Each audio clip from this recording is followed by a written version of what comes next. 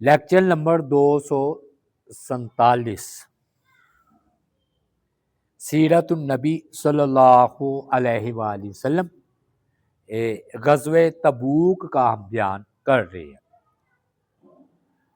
دوران سفر نہ چند واقعات بھی پیش آئے تو آج ہم اس کا کچھ ذکر جو ہے وہ کریں گے۔ لاغر اور عاجز اونٹ کا ذکر۔ دوران سفر نہ نبی علیہ السلام نے ایک اونٹ دیکھا جو بڑا لاغر اور کمزور تھا، تو اس کی کمزوری کی وجہ سے اس کے مالک نے اس کو چھوڑ ہی دیا تھا۔ مسافروں میں سے نا ایک شخص نے یا ایک صحابی نے اس کمزور اونٹ کو دیکھا تو اسے سنبھال لیا۔ مالک نے چھوڑ دیا تھا، مرے جیے۔ چند دن اس نے نا اس کو خوب کھلایا پلایا اونٹ کو، وہ صحت مند ہو گیا، چلنے پھرنے لگا۔ تھوڑی سی مزید محنت سے وہ سفر کرنے کے بھی قابل ہو گیا کہ اس کے اوپر بیٹھ کر سفر بھی کر سکے۔ چنانچہ وہ جس نے اس کی تیمہ داری سمجھ لے کی تھی وہ اس پر سوار ہوا اور سفر میں آپ کے ساتھ ہو گیا۔ اونٹ کا جو مالک تھا جس نے اس کو چھوڑ رکھا تھا، اس نے دیکھ لیا اپنا اونٹ کہ اس کے پاس ہے، تو اس نے واپسی کا نا مطالبہ کر دیا۔ دیکھ بھال کرنے والا شخص کہتا تھا کہ میں نے اس مڑیل اونٹ کو چلنے پھرنے کے قابل بنایا ہے، لہذا اب یہ اونٹ میرا ہے۔ وہ مالک کہہ رہا تھا اونٹ میرا ہے۔ دونوں میں نا تکرار بڑھ گئی۔ معاملہ نبی اکرم صلی اللہ علیہ وآلہ وسلم کی خدمت میں پیش کیا گیا۔ آپ نے دونوں کی بات سنی۔ مالک کہہ رہا تھا یہ میرا ہے، وہ کہہ رہا تھا میں نے کھلایا ہے پلایا ہے، اس کی دیکھ بھال کی۔ آپ نے فرمایا کہ جس بندے نے کسی بھی اونٹ کو بے آب یعنی کہ جہاں پر پانی نہ ہو، صحرا یا جنگل میں مرنے سے بچا لیا، تو اونٹ جس نے بچایا اسی کا ہے۔ دوسرے لفظوں میں آپ صلی اللہ علیہ وآلہ وسلم نے جس نے اونٹ کو بچایا تھا نا اس کے حق میں فیصلہ دے دیا۔ بات بھی ایسی بنتی ہے کہ پہلے تم نے اس کو چھوڑ دیا اونٹ کو کہ وہ مرے جیے، اب ٹھیک ہو گیا تو تم کہہ رہے ہو میرا ہے۔ ہاں نشانیاں یعنی کہ اونٹ پہ چان لیے جاتے تھے۔ ہاں تو بہرحال کیا ثابت ہوا کہ ایک بندے کا اپنا اونٹ ہو لیکن اگر وہ اس کی دیکھ بھال چھوڑ دے، جیے مرے کوئی دوسرا لے لیتا ہے، اس کی دیکھ بھال کرتا ہے اور وہ صحت یاب ہو جاتا ہے، تو جس نے اس کو صحت یاب کیا اونٹ اس کا ہے۔ یہ جانوروں کے بارے میں اصول ہے۔ تحائف کا تبادلہ، ہم ذکر کر رہے ہیں غزوہ تبوک کے درمیان مختلف جو ہے نا چیزیں آپ کو پیش آئے ہیں، واقعات، اس کا ذکر کر رہے۔ نبی علیہ السلام تحفہ قبول بھی کرتے تھے اور تحفے کے بدلے میں پھر تحفہ بھی دیتے تھے۔ یہ آپ کا اسوہ حسنہ ہے۔ چنانچہ نا نبی علیہ السلام حضرت عائشہ صدیقہ فرماتی ہیں آپ ہدیہ قبول فرماتے تھے تو اور اس کا بدلہ بھی ان کو دیتے تھے۔ آواز آ رہی؟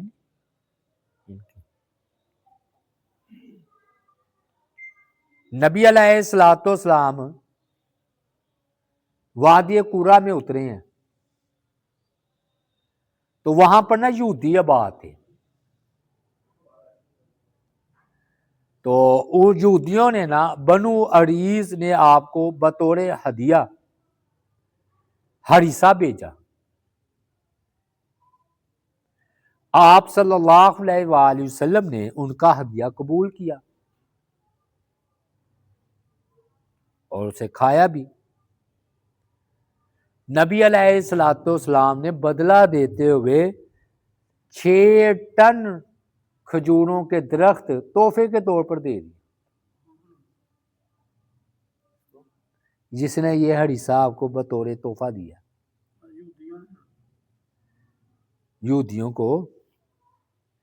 تو جب آپ نے یہ 40 وسق یعنی کہ تقریباً 6 ٹن انہوں نے لکھا ہے کھجوروں کے درخت، کھجورے بھی نہیں درخت.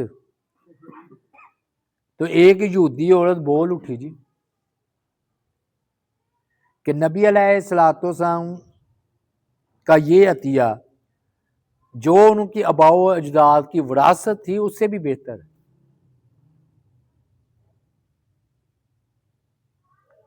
کیونکہ کھجوروں کے یہ درخت انہیں تا قیامت پھل دیتے رہیں گے. دیکھیں نا کھجوروں نے تو پھل دیتے رہنا. گویا آپ نے صرف وہ ہریسہ یعنی کہ وہ سمجھ لیں تناول فرمایا ہے اور آپ نے تحفہ کتنا بڑھا دیا. لیکن یہ ہر دفعہ نہیں ہوا کہ آپ پھر معمولی لین دین پر بھی آپ کہ اگر کسی نے کھانا بھیجا آپ بھی کھانا بھیج دیتے تھے. اور حدیث میں ہے کہ کم از کم تم دے نہ سکو بدلہ تو دعا ضرور کر دو اس کے لیے. یعنی کہ اگر آپ نے تحفہ قبول کیا تو کچھ نہیں دے سکتے تو دعا آپ اس کے لیے لازمی کریں. ہودی خوان جی، یہ ہودی خوان کسے کہتے ہیں؟ یہ ہودی ہوتے ہیں ایک گیت گانے والا بغیر میوزک کے. اس کی وجہ سے نا وہ اونٹ تیز دوڑتے ہیں آواز سن کر نا، اسے کہتے ہیں ہودی خواں. تو نبی علیہ الصلوۃ والسلام جب وادی پہنچے نا مشقق کہہ لیں یا مشقق میں پہنچے تو آپ نے نا ایک ہودی خواں کی آواز سنی جو نا آدھی رات کو اونٹوں کو درانے کے لیے، آپ رات کو سفر کرتے تھے نا، دن کو گرمی ہوتی تھی تو آرام کرتے تھے تبوک میں، یا دن کو بھی کبھی چل پڑتے ہوں گے. بہرحال یہ ہوا کہ جو آپ نے آواز سنی نا تو آپ نے صحابہ کرام کو حکم دیا کہ تیزی سے چلو اور اس ہودی خواں تک پہنچو. پھر آپ نے پوچھا یہ ہودی خوان کون ہے؟ یعنی کہ تم میں سے ہیں یا کسی اور قبیلے سے ہے؟ صحابہ نے عرض کیا ہم میں سے نہیں ہے. پھر نبی علیہ الصلوۃ والسلام آخر ان لوگوں تک جا پہنچے جو کہ یہ ہودی خوان تھا، جس میں آپ نے پوچھا تم کون لوگ ہو؟ وہ بولے کہ ہم مضر قبیلے سے ہیں. آپ نے فرمایا مضر سے میں بھی ہوں، پیچھے جا کر مضر قبیلہ میرا بھی آ جاتا ہے، ذرا وضاحت سے بتاؤ. انہوں نے پھر اپنا نسب نامہ، یہ عربوں کا طریقہ تھا کہ نسب بڑا یاد رکھتے تھے، انہوں نے جو ہے نا بیان کیا. تو انہوں نے کہا کہ سب سے پہلے ہودی خوان ہم نے ایجاد کی تھی. اس نے انکشاف کیا، آپ کو بتایا کہ ہودی خوان کو ایجاد کرنے والے پہلی مرتبہ ہم بھی لوگ ہیں کہ جس کی وجہ سے اونٹ تیز دوڑتے ہیں. آپ نے فرمایا وہ بھلا کیسے ہوا یہ بات؟ انہوں نے کہنے لگے زمانے جاہلیت میں نا عرب میں نا ہمارے آباء و اجداد میں سے پتہ نہیں کتنے زمانے بیت گئے ہوں گے، لیکن ہمارے زمانے جاہلیت میں عرب ایک دوسرے پر ڈاکے ڈالتے تھے، لوٹ مار کرتے تھے، جو ہاتھ لگتا لے بھاگتے تھے.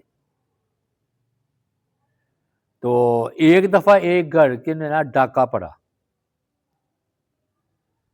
تو اس کے اونٹ خوف زدہ ہو کر بھاگ نکلے. جب ڈاکو جا چکے تو اس نے اپنے غلام سے کہا کہ یہ جو خوف زدہ ہو کر اونٹ بھاگ نہیں گئے ادھر ادھر، ڈاکو نہیں لے کر گئے، خود ہی بھاگ گئے تھے، تو جاؤ وہ اونٹ اکٹھے کرو۔ اس نے معذرت کی، جی یہ اونٹوں کو اکٹھا کرنا میرے بس کی بات ہے ہی نہیں، وہ تو کافی دور جا چکے ہیں۔ اب مالک یہ بات نہیں سنتے کہ اس کے طاقت کے مطابق کام ہے کہ نہیں ملازم کے، کہتے اس نے غصے میں نا اس کے ہاتھوں پر ڈنڈا مارا،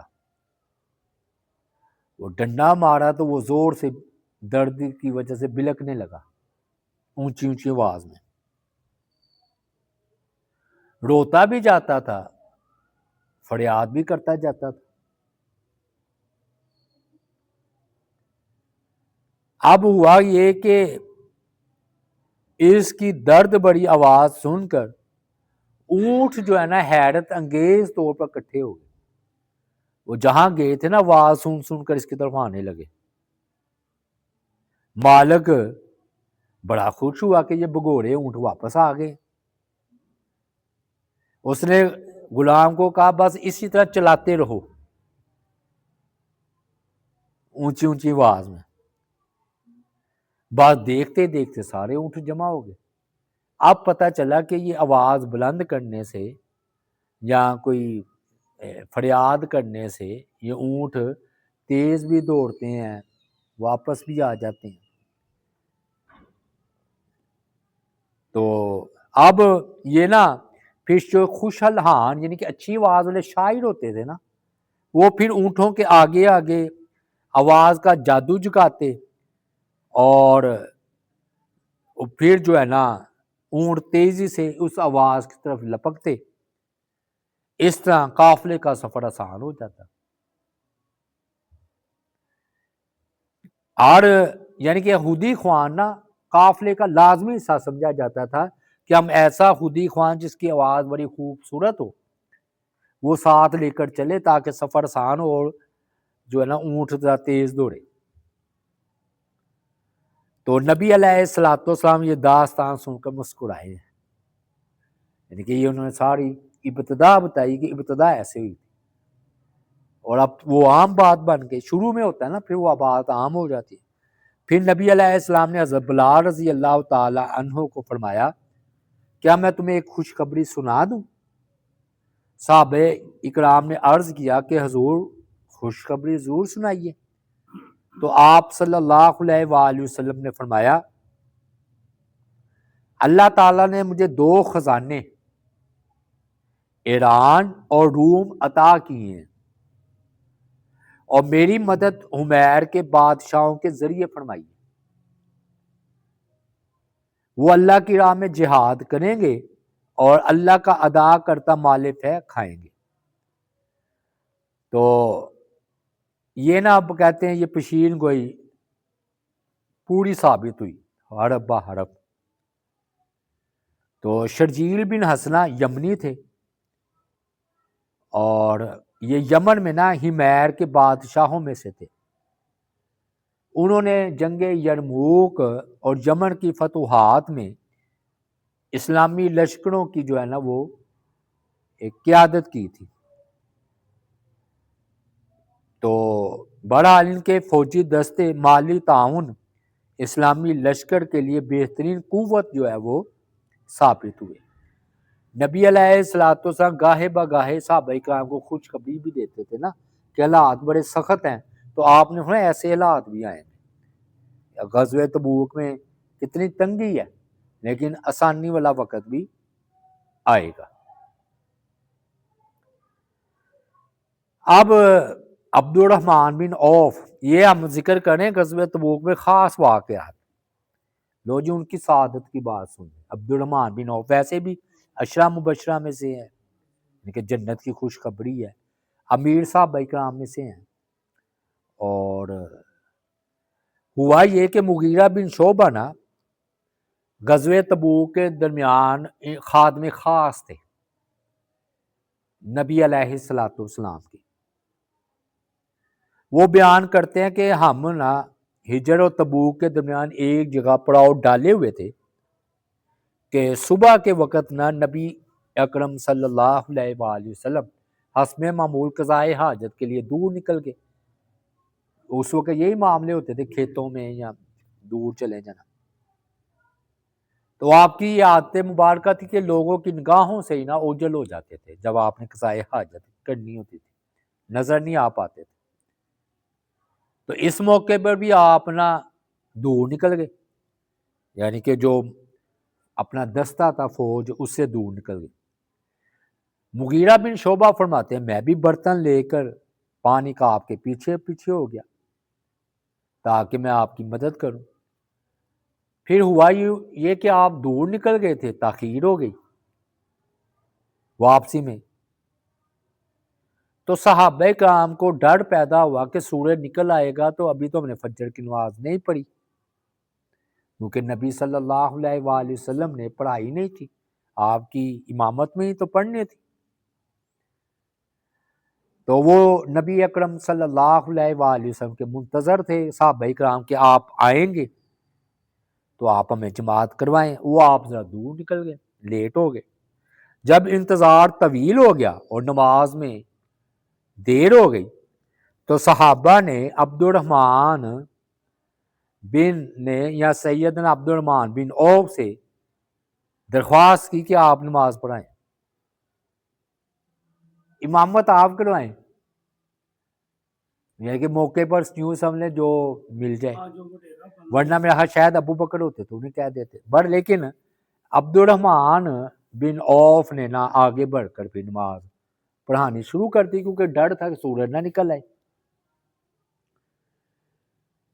نبی اکرم صلی اللہ علیہ وآلہ وسلم قضائے حاجت سے فارغ ہو کر واپس آئے.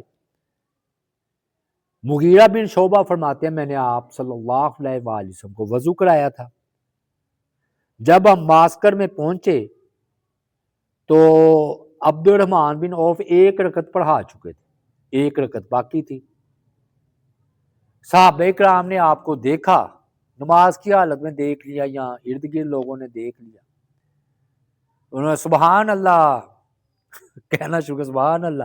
وہ اشارہ تھا کہ نبی اکرم صلی اللہ علیہ وآلہ وسلم تشریف لے آیا, تم پیچھے آؤ وہ ہماری امامت کروائے.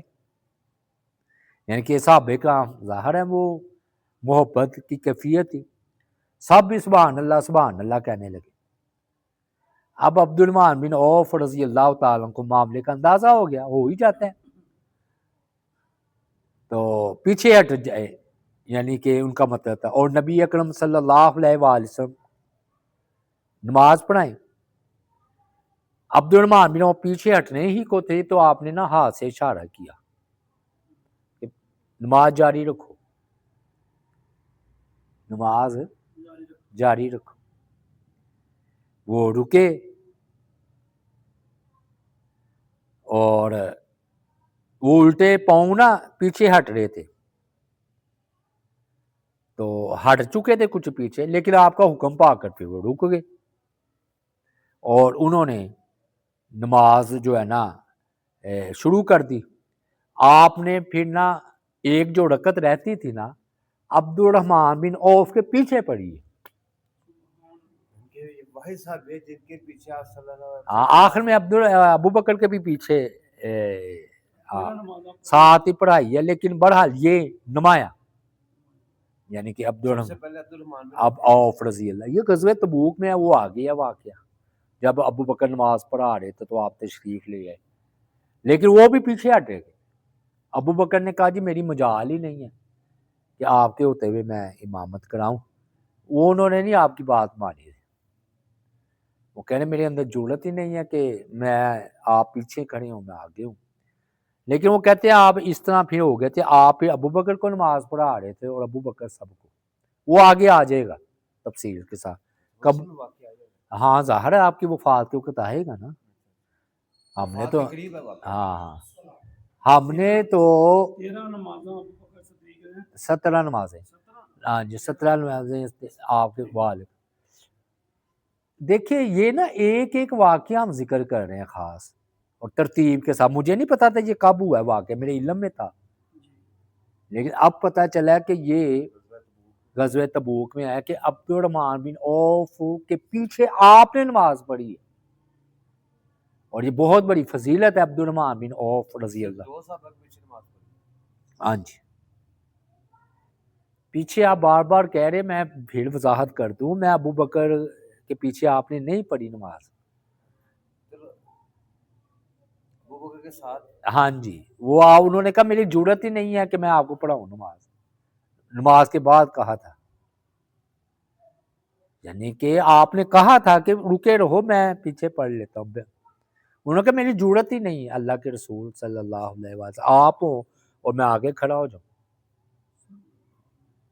سمجھ آئی نا, وہ آ جائے گا اب, قریب ہی ہے جی وہ وفات والا. 5 9 اب یہ غزوہ تبوک آخری ہے, وہ انشاءاللہ وہ تقریباً 3-4 مہینوں میں آ جائے گا وہ واقعہ. نہیں آئے گا تو بڑا اس سال روزوں کے بعد آ ہی جائے گا.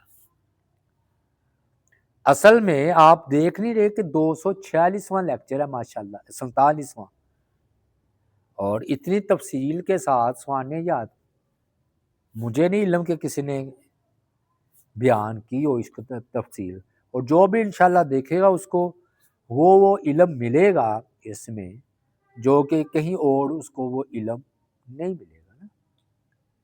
اب دیکھیں مجھے بھی علم نہیں تھا کہ یہ غزوہ تبوک کے درمیان کا واقعہ, یعنی کہ ایک ترتیب, ایک لڑی موتی پہ موتی پروتا چلا جاتا ہے. پتہ چلتا ہے مجھے بھی کہ واقعہ تو سنا ہوا تھا, ہوا کب ہے غزوہ تبوک کے درمیان. پھر نماز سے فارغ ہوئے جی, آخری بات تو صحابہ کرام, پھر آپ نے نا با جماعت نماز ادا کرنے پر صحابہ کرام کی تعریف فرمائی ہے کہ چاہے میں ہی کیوں نہ ہوں نماز وقت پر پڑھ لی, بڑا اچھا کیا.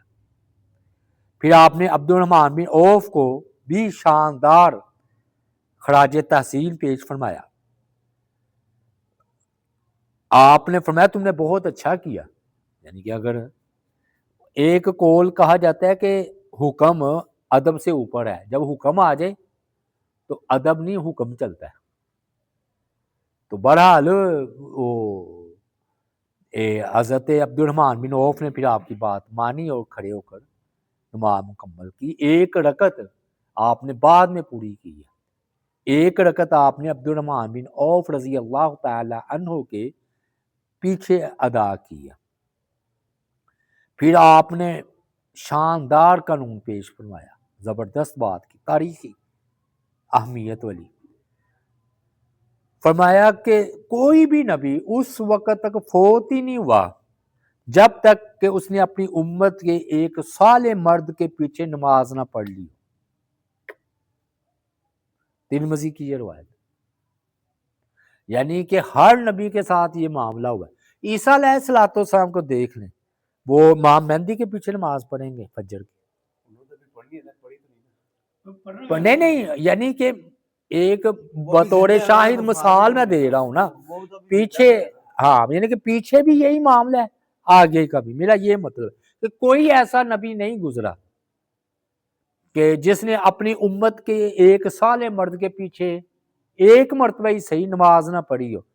اور اس کو کہتے ہیں کہ مفضول, یعنی کہ امام مفضول ہونا, یعنی کہ جس کی فضیلت کم بھی ہو تو اس کے پیچھے ہو جاتی ہے نماز.